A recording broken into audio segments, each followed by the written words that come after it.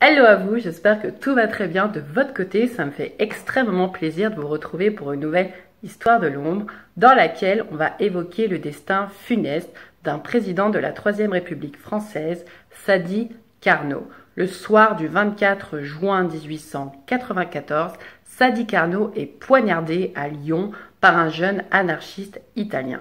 Que s'est-il passé? Est-ce là l'acte ultime d'une vie maudite, glorieuse mais tragique? Eh bien, amateurs de faits historiques et de mystères, vous allez être particulièrement servis dans cette vidéo puisqu'on va aller se plonger dans l'ambiance très particulière de la France de la fin du 19e siècle entre scandales politico-financiers, attentats anarchistes et malédictions exotiques.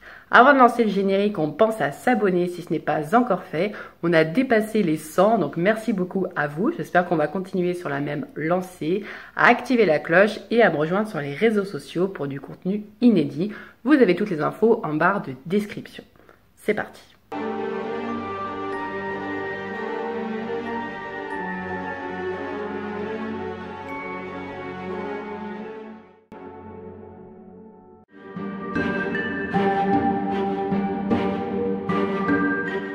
Le dimanche 24 juin 1894, Sadi Carnot, qui est le 4e président de la Troisième République française, allez, petit test, quelles sont les dates de la Troisième République?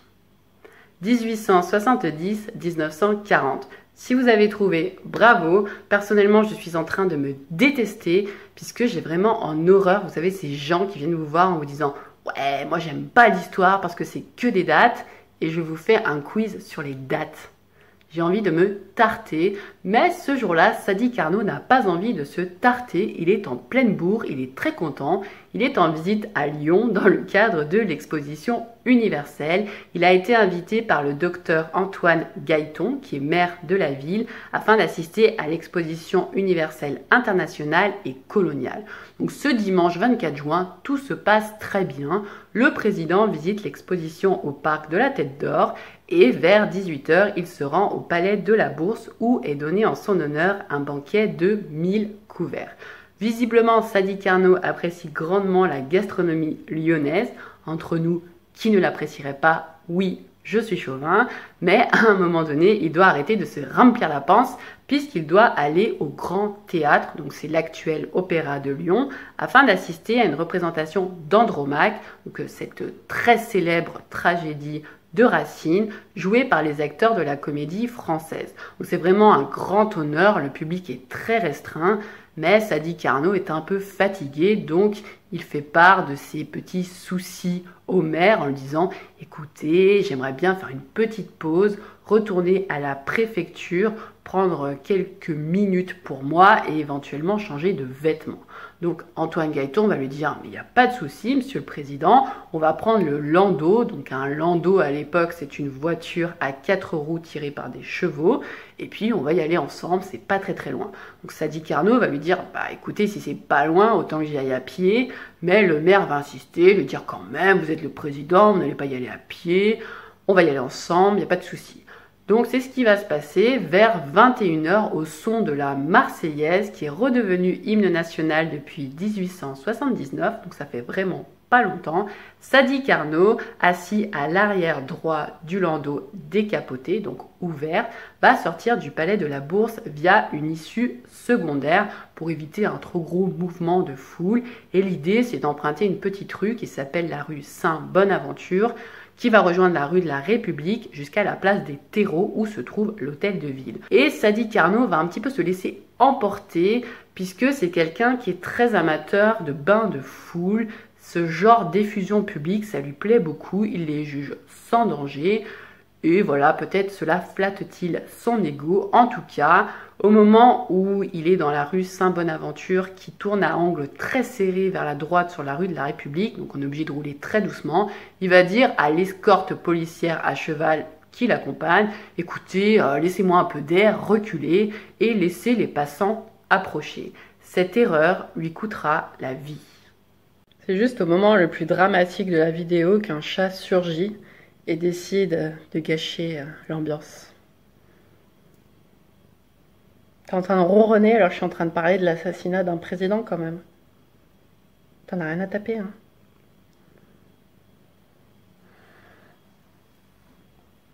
Allez, on se remet dans l'ambiance. Il est environ 21 heures à Lyon.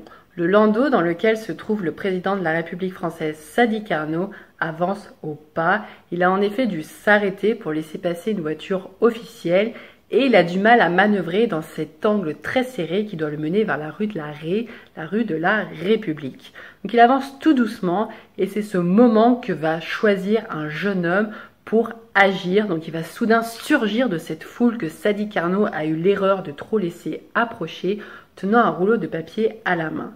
Comme ça, vous vous dites, un rouleau de papier, il ne va pas se passer grand-chose.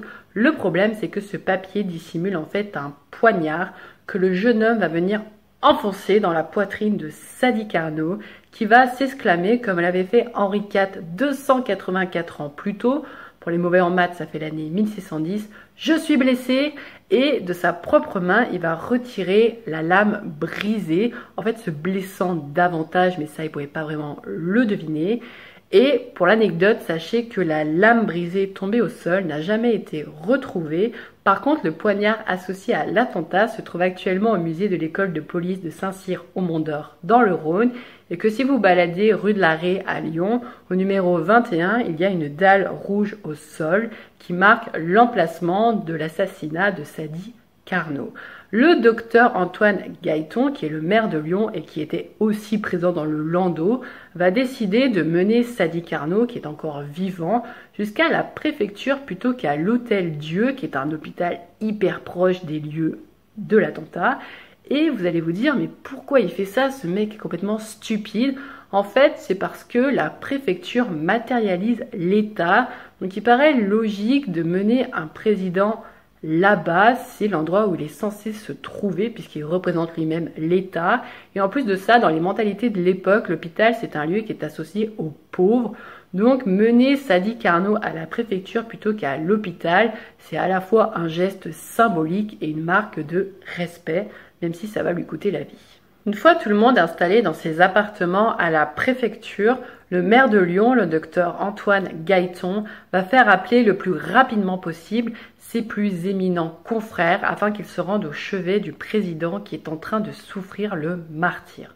Donc vraiment, il y a foule de médecins qui va se déplacer et parmi cette foule, il y a des personnages de renom comme le professeur Antonin Poncet qui est vraiment un chirurgien très reconnu, très en avance sur les techniques de son temps, mais la médecine reste la médecine de la fin du 19e siècle, donc elle n'est vraiment pas comparable à ce qu'elle est aujourd'hui, et donc on va juger, malgré divers essais, bien entendu, on n'a pas laissé Sadi Carnot mourir sans rien faire, que sa plaie au foie est irréversible, et si Sadi Carnot aura un petit moment de lucidité vers 23h30, moment dont il profitera pour remercier toutes les personnes qui se sont déplacées, qui sont à son chevet, et bien vers minuit 30, après 3h30 d'agonie, Sadi Carnot décède de ses blessures à l'âge de 57 ans. Après une autopsie réalisée au niveau de la plaie, un rapport officiel va être établi et va estimer que Sadi Carnot est décédé des suites de la double section de sa veine porte, donc entrée et sortie du poignard. Et la veine porte, si vous voulez, pour la faire simple, en tout cas d'après ce que j'en ai compris, c'est une veine qui draine le sang de votre appareil digestif vers votre foie. Et donc Sadi Carnot est décédé des suites de la section de cette veine. Le corps va être très rapidement transporté à Paris dans la journée même. Nous sommes donc le 25 juin 1894. Et aux frais de l'État, le catafalque, donc cette espèce d'estrade sur laquelle repose le cercueil, va être exposé à l'Élysée du 26 au 29 juin et les funérailles nationales vont commencer le 1er juillet. D'après les articles de l'époque, on dit qu'il y eut autant de monde que pour les funérailles de Victor Hugo en 1885, donc c'est énormissime. La cérémonie débute par une messe à Notre-Dame de Paris et ensuite on va transporter le corps jusqu'au Panthéon où ont été déposées pas moins de 25 000 couronnes de fleurs. Pour rappel, le Panthéon c'est une espèce de nécropole nationale dans laquelle on conserve les restes de grands personnages ayant marqué l'histoire de France. Sadi Carnot, c'est le seul et unique président admis au Panthéon. Il repose dans le caveau numéro 23, en face de son grand-père, Lazare Carnot. L'assassin, lui, a été très rapidement arrêté, maîtrisé. Tout simplement parce qu'il n'a pas cherché à s'enfuir, il est resté autour du landau présidentiel en criant à plusieurs reprises « Vive la Révolution, vive l'anarchie !»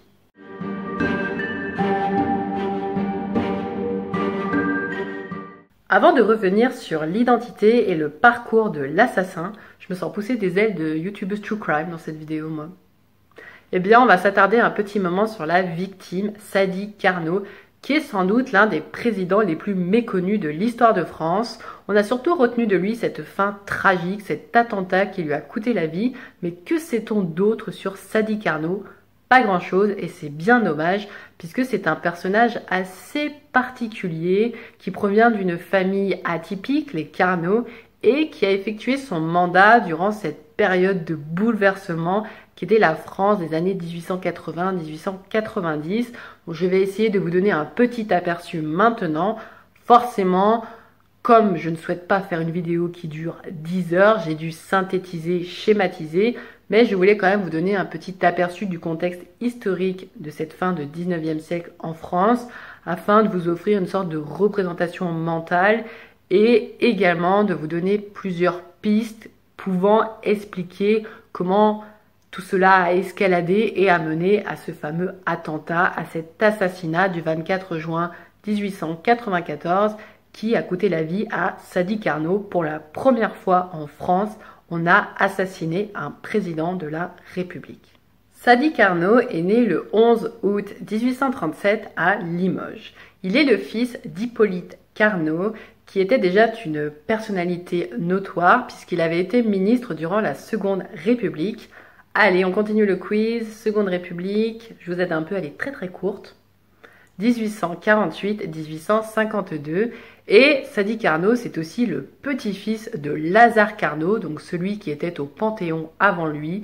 Son grand-père, c'est vraiment quelqu'un de très connu, puisqu'il était un mathématicien et un physicien de renom, et en plus, il avait participé à l'organisation des armées révolutionnaires dans les années 1790. En plus de ça, c'est le grand-père qui est à l'origine du prénom Sadi, qui peut vous paraître un petit peu oriental, et c'est normal puisqu'il vient en fait d'un poète persan du XIIIe siècle qui s'appelait Saadi de Shiraz, dont était très fan Lazare Carnot. Il avait nommé l'un de ses fils Sadi en hommage. Ce fils est mort prématurément et donc Hippolyte a décidé de nommer son fils aîné Sadi en hommage à son frère décédé. D'abord ingénieur en Haute-Savoie, Sadi Carnot devient en 1871 député de la Côte d'Or en Bourgogne. C'est ce que l'on appelle un républicain modéré en opposition aux républicains radicaux qui se rapprocheraient plus ou moins de l'extrême gauche actuelle. Sadi Carnot, lui, il est modéré et il va se servir de cette élection pour commencer à se faire un petit peu un nom dans le monde politique, entretenir un réseau qui pourrait lui être utile et favorable plus tard, et il va notamment obtenir le soutien des loges maçonniques puisque son père Hippolyte fait partie de l'une d'entre elles. De 1880 à 1885, il sera ministre des Travaux publics avant de devenir ministre des Finances. Donc c'est un joli parcours politique, mais rien ne prédestine vraiment Sadi Carnot à devenir président jusqu'à l'année 1887, plus précisément au mois de décembre, où un énorme scandale va bouleverser la donne. Jules Grévy, qui était jusqu'alors président, et ce depuis 1879, donc ça faisait un petit moment, eh bien est forcé à la démission le 2 décembre 1887, car son nom a été plus ou moins mêlé à celui de son gendre, qui est impliqué dans un énorme scandale, ce que l'on a appelé l'affaire des décorations. Pour vous la faire simple, pendant 6 années, Daniel Wilson, donc le gendre de Jules Grévy, et un de ses complices, le général Caffarel, vont vendre contre argent des décorations militaires. Ils vont en vendre pas moins de 20 000, dont des légions d'honneur qu'ils feront payer entre 25 000 et 100 000 francs de l'époque. C'est énormissime. Et Daniel Wilson se servait de cet argent pour subventionner la vingtaine de journaux qu'il possédait et entretenir son train de vie princier. C'est un énorme scandale. Il est prouvé que Daniel Wilson est coupable. Seulement en appel, l'homme sera acquitté et il sera réélu plusieurs fois à l'Assemblée nationale. Comme quoi, c'était pas forcément mieux avant. Bref, Jules Grévy, dont le nom est trop associé à ce scandale des décorations pour espérer garder son poste de président, va renoncer et démissionner le 2 décembre 1887. Tout le monde imagine que son successeur sera Jules Ferry, sauf que Jules Ferry, finalement, il n'arrive même pas à rassembler la majorité nécessaire pour se présenter et il doit retirer sa candidature. Sadi Carnot se dit alors, bah bon Dieu, c'est ma chance, je me lance. Et effectivement, c'est lui qui deviendra président le 3 décembre 1887, à l'âge tout beau, tout rond de 50 ans. Sauf que, comme vous le savez, son mandat de 7 ans, on est encore sur des mandats qui durent 7 années complètes, va être extrêmement compliqué et aboutir à un attentat qui lui coûtera la vie. Les années 1880-1890 en France sont très intéressantes à étudier et vraiment, quand on le fait, on peut se rendre compte que c'est une période charnière de l'histoire de France avec des épisodes de violence extrême, des épisodes de défiance vis-à-vis de l'État. On pourrait presque dire que Sadi Carnot a été président au mauvais moment. Bien entendu, je ne peux pas vous expliquer en détail le contexte politique, économique, social de l'époque, ce serait beaucoup trop long, mais j'ai sélectionné 3 événements qui devrait vous permettre d'avoir une petite idée de ce qu'était la France à la fin du 19e siècle et qui, assemblées les unes aux autres, donnent un petit peu les pièces de ce puzzle qui, une fois complet, a abouti à cet attentat du 24 juin 1894. Premier gros événement dont je vais vous parler et qui va vous permettre de vous rendre compte à quel point le monde politique français à la fin du 19e siècle est instable et menacé de toutes parts. C'est ce que l'on a appelé la crise boulangiste. Le nom vient de Georges Boulanger, un militaire devenu ministre de la guerre en 1886 et qui cristallise en sa personne tous les adversaires du régime, allant des monarchistes jusqu'aux républicains. Le programme du général Revanche, comme on le surnomme, est assez simple. Donner un gouvernement fort à la France et prendre sa revanche sur la Prusse, puisque je vous rappelle que depuis 1870, depuis la défaite de Napoléon III à Sedan, eh bien, la Prusse, l'Allemagne, a annexé l'Alsace et une partie de la Lorraine. En 1887, il y a une affaire qui va éclater qui s'appelle l'affaire Schneebele, dont je reparlerai. En gros, ce commissaire alsacien français est accusé d'espionnage par les Allemands et il va être arrêté en Lorraine occupée. Sauf que le gouvernement français, d'après les informations qu'il a reçues, il pense que les Allemands ont arrêté Schneebele en Lorraine non occupée. Donc ça va créer une espèce de gros incident diplomatique et les discours revanchards de Boulanger vont bien contribuer à la chose, au point qu'on se demande si la France et l'Allemagne ne vont pas se déclarer la guerre encore une fois. Bon, je vous rassure, comme vous le savez, ça va se faire en 1914, mais là on est quand même en 1887, donc bien avant. Heureusement, les choses vont finir par se calmer, tout le monde va prendre sur soi pour éviter un conflit de nouveau très meurtrier. Et le gouvernement français va enfin prendre, si vous voulez, la pleine mesure de la menace que représente Georges Boulanger. On va dénoncer un complot boulangiste en 1889, au point que l'homme sera forcé de s'exiler, de s'enfuir en Belgique, où il mourra le 30 septembre 1891 en se suicidant sur la tombe de sa maîtresse Marguerite de Bonnemain, morte en juillet de la même année d'une maladie. Deuxième événement qui cette fois-ci va nous permettre de mettre en avant la défiance que pouvait ressentir le peuple français envers son gouvernement et les industries de son pays. Eh bien, c'est ce que l'on a appelé le scandale de Panama, qui est en fait une énorme affaire de corruption liée au percement du canal, donc censé relier l'océan Atlantique à l'océan Pacifique, en passant par l'Amérique centrale. En fait, le projet a été confié à un entrepreneur français, Ferdinand de Lesseps, qui a créé une compagnie pour l'occasion, mais qui va se rendre compte dès le début des travaux dans les années 1880 qu'il va manquer énormément, mais alors énormément d'argent pour aboutir au projet final. Donc le gars va pas se démonter, il va aller voir le gouvernement français, puis il va leur dire « Bah écoutez les gars, moi il me manque pas mal de pognon, mais je pense qu'en levant des fonds publics et puis en autorisant la vente d'obligations, donc les gens pourraient acheter des parts de ma compagnie en échange de taux d'intérêt à double chiffre, bah je pense que ça devrait le faire, le projet sera accompli, ça donnera de la gloire à la France, tout le monde sera content. » Donc l'État français accepte, et pas mal de personnes vont acheter donc des obligations dans la compagnie de Ferdinand de Lesseps. Le problème, c'est qu'à peine quelques mois plus tard, le 4 février 1889, la compagnie est déclarée en faillite, en liquidation judiciaire, et les 85 000 souscripteurs, qui sont pour la plupart, je le rappelle, de petits épargnants, eh bien, sont ruinés. Mais ce qui va vraiment faire péter un câble aux gens, c'est quand va être révélé le fait que tout cela n'était qu'une énorme escroquerie, puisque des parlementaires, des industriels et des journalistes ont été grassement payés pour cacher à tout le monde le désastre de ce projet, le fait que de toute façon vous auriez beau acheter une obligation, c'était sûr que vous ne retrouveriez pas votre argent puisque le projet était catastrophique du début à la fin, et ça a été caché volontairement en échange de pots de vin. Donc forcément la population va devenir très très méfiante envers le gouvernement. À cette époque, le président, je vous rappelle, c'est Sadi Carnot, et envers les industries de la France, donc ça va quand même contribuer à un climat assez particulier. Troisième et dernier événement, qui est cette fois-ci plus directement relié à l'assassinat de Sadi Carnot, c'est une vague d'agitation syndicale et d'attentats anarchistes qui va secouer la France et plus largement l'Europe entre 1880 et 1914. En France, le premier attentat majeur est commis à Lyon dans la nuit du 22 octobre 1882. C'est un attentat à la bombe qui va causer la mort d'un jeune employé du café-restaurant du théâtre Bellecour, dit l'Assommoir, et blesser plusieurs autres personnes. Cet attentat, qui sera suivi de nombreux autres dans la région, va finir par mener au procès des 66 en 1883.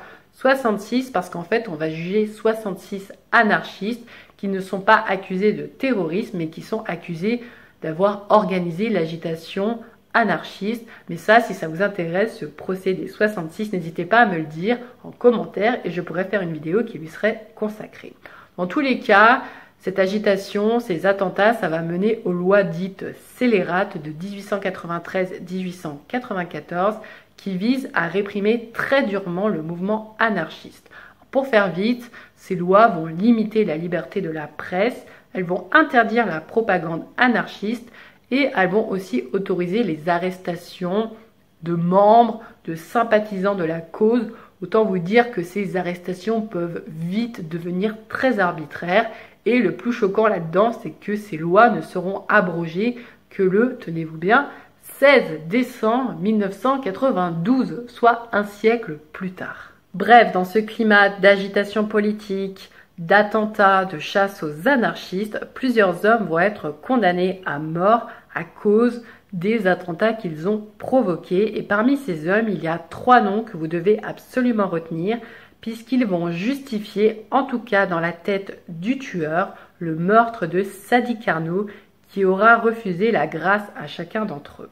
Le premier est un individu surnommé Ravachol, qui est accusé dans la Loire de meurtre et à Paris d'avoir fomenté des attentats à la bombe contre des personnalités politiques. Le second s'appelle Auguste Vaillant et lui, il a jeté une bombe dans la Chambre des députés en 1893 sans faire de victime. Et le dernier, Émile Henry, a réussi lui son coup puisqu'il a malheureusement provoqué la mort de plusieurs personnes dans 2 attentats à la bombe mortels, le premier dans un commissariat de police du 1er arrondissement de Paris et le second dans un café très à la mode à l'époque.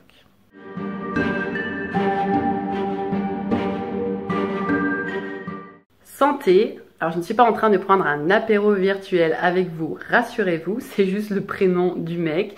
Santé Geronimo Caserio est né le 9 septembre 1873 à Motta Visconti, vers Milan, en Italie.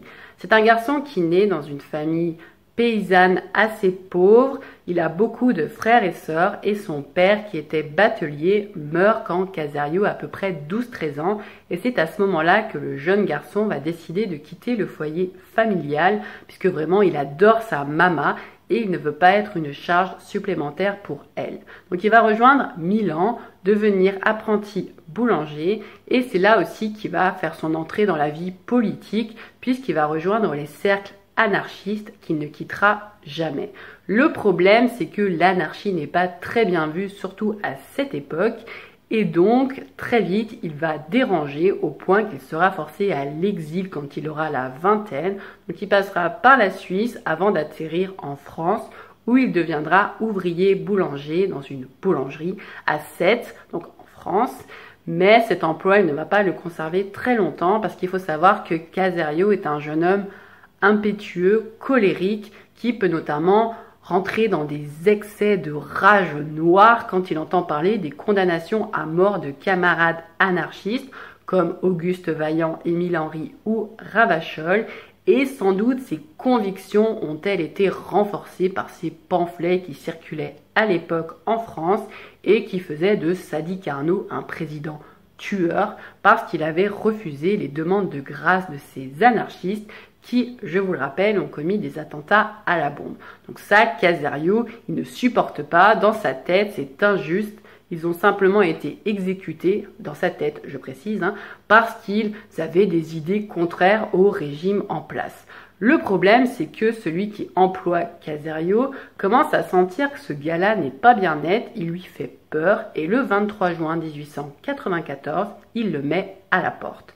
Caserio se retrouve donc sans emploi, en France, loin de son pays natal, enfin loin, c'est un grand mot, mais en tout cas en dehors de son pays natal, et il se dit que c'est peut-être un signe du destin, que lui, ce qu'il doit accomplir, c'est la vengeance de ses camarades anarchistes condamnés à mort à tort, et après tout, il n'a rien à perdre. Donc dès le lendemain, le 24 juin 1894, Caserio va se rendre chez un armurier à Sète et acheter un poignard à manches rouges et noires, les couleurs de l'anarchie, pour 5 francs de l'époque.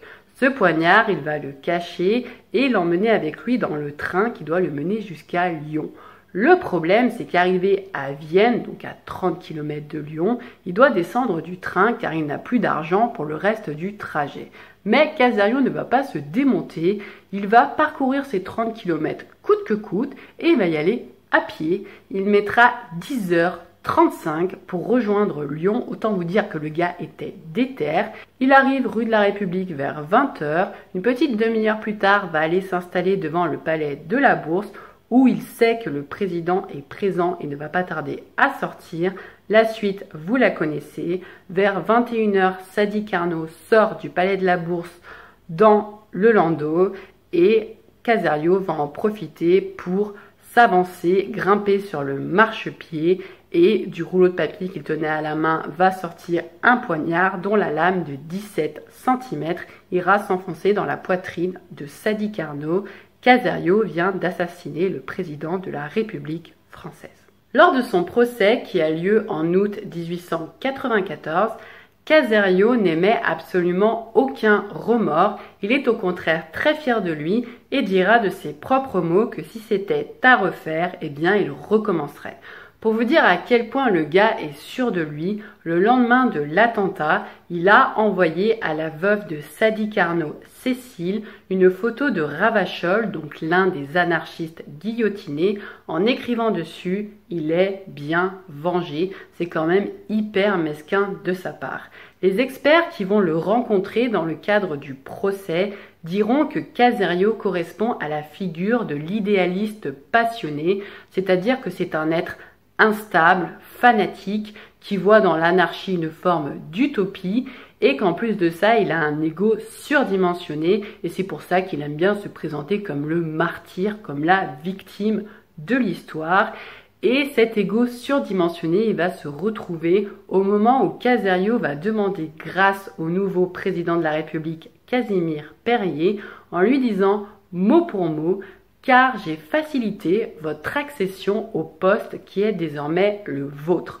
En gros, le gars dit à Casimir Perier: écoute mec, t'es là grâce à moi, c'est moi qui ai tué celui qui avait ta place avant, sans moi tu serais pas là, donc tu pourrais au moins m'accorder la grâce.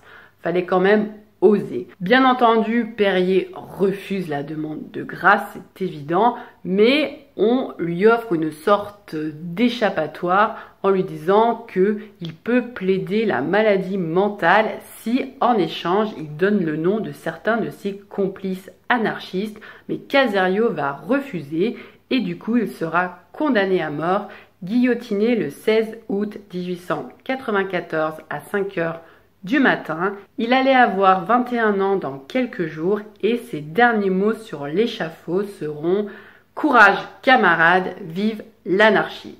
Ses restes seront déposés dans une fosse commune au cimetière de Loyasse à Lyon, sans préciser exactement l'emplacement afin que sa sépulture ne devienne pas un lieu de rassemblement pour le mouvement anarchiste et qu'en plus ce ne soit pas un lieu de glorification d'un assassin.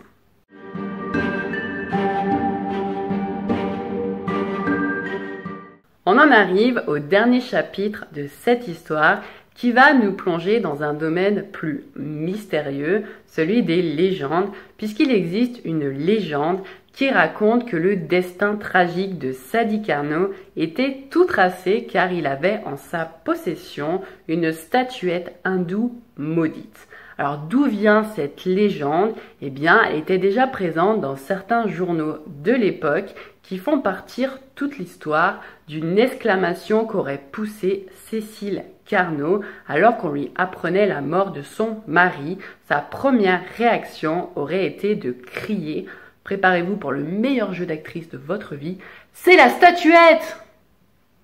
Pour ceux qui dormaient, je pense que je viens de vous réveiller, mais faites pas les innocents, je vous avais vu.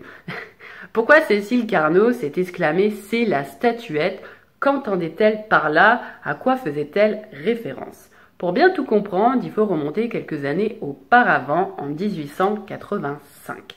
Sadi Carnot n'est pas encore président, il est ministre des Finances et un beau jour, il reçoit la visite d'un vieil ami à lui, Gustave Le Bon, qui revient tout juste d'un petit voyage aux Indes et au Népal et qui rapporte dans ses bagages une petite idole de pierre qu'il aimerait bien offrir à son ami Sadi, mais avant de lui remettre la statuette entre les mains, il le met en garde.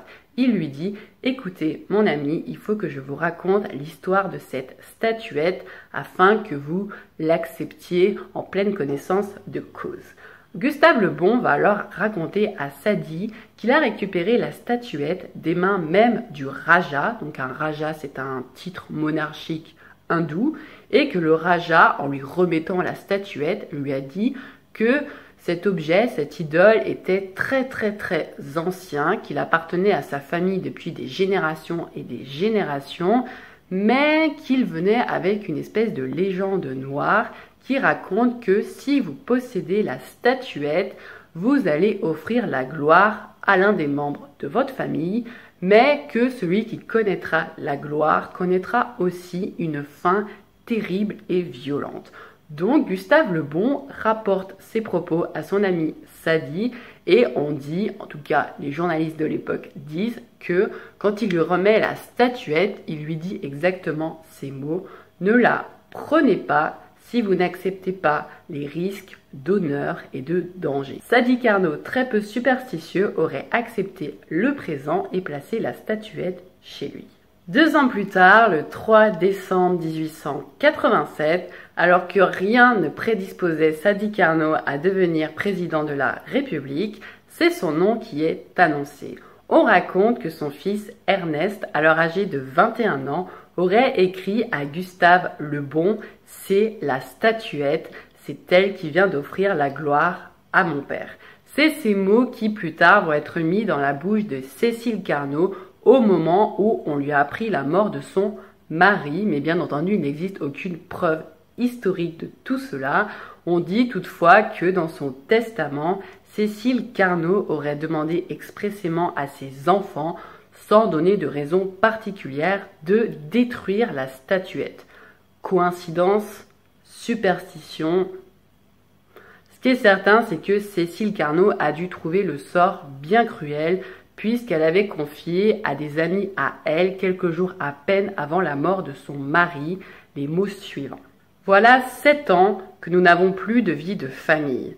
Heureusement, le mandat se termine en décembre et nous allons pouvoir vivre comme des gens normaux. » Comme vous le savez, malheureusement, les souhaits de Cécile Carnot ne vont pas se réaliser et cette femme va retourner dans l'ombre comme elle le souhaitait. Elle va refuser toute pension de l'État français et utiliser l'argent d'une souscription qui avait été prise en sa faveur pour aider les veuves d'ouvriers ayant des enfants à charge. Voilà, vous connaissez maintenant la légende noire qui entoure la mort de Sadi Carnot.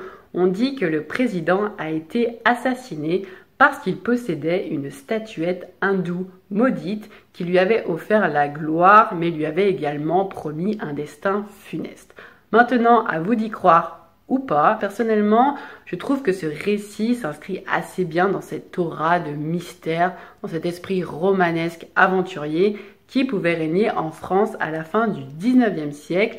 Et si on veut trouver d'éventuelles sources d'inspiration pour les journalistes qui ont raconté cette légende, eh bien c'est assez facile. On est par exemple à une époque où l'Europe tout entière est en train d'organiser le pillage de puissances étrangères et notamment de l'Égypte. Donc pour des personnes habituées à écrire des articles à sensation, c'est assez facile de créer un lien entre de vieux artefacts volés à des momies millénaires qui pourraient renfermer des malédictions se déclenchant contre les pilleurs. Ce sera d'ailleurs fait quelques années plus tard avec la découverte du tombeau de Toutankhamon et de toute cette malédiction qui semble entourer cette découverte.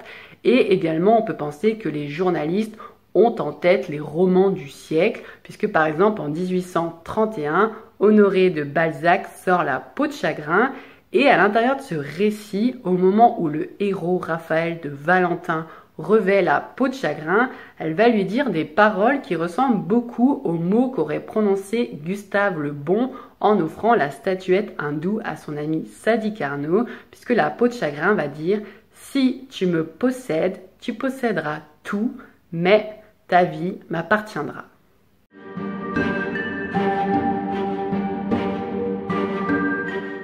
Voilà, j'en ai terminé avec cette nouvelle histoire de l'ombre consacrée au destin tragique de Sadi Carnot, président français assassiné le soir du 24 juin 1894.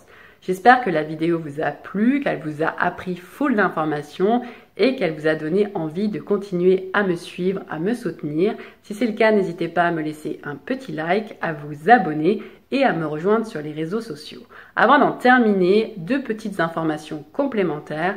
La première, sachez qu'après la mort de Sadi Carnot le 27 juin 1894, c'est Casimir Perier qui reprend le flambeau, mais dès le 15 janvier 1895, il démissionnera et laissera sa place à Félix Faure. Deuxième info, si Sadi Carnot est le premier président de la République française à avoir été assassiné dans l'exercice de ses fonctions, sachez qu'il sera tristement suivi par Paul Doumer, assassiné par balle le 6 mai 1932 alors qu'il inaugurait un salon littéraire. Son assassin Gorgoulov sera exécuté le 14 septembre de la même année. On finit sur une note très gaie, n'est-ce pas? En tout cas, on se retrouve bientôt pour une nouvelle histoire de l'ombre. D'ici là, portez-vous bien. Ciao!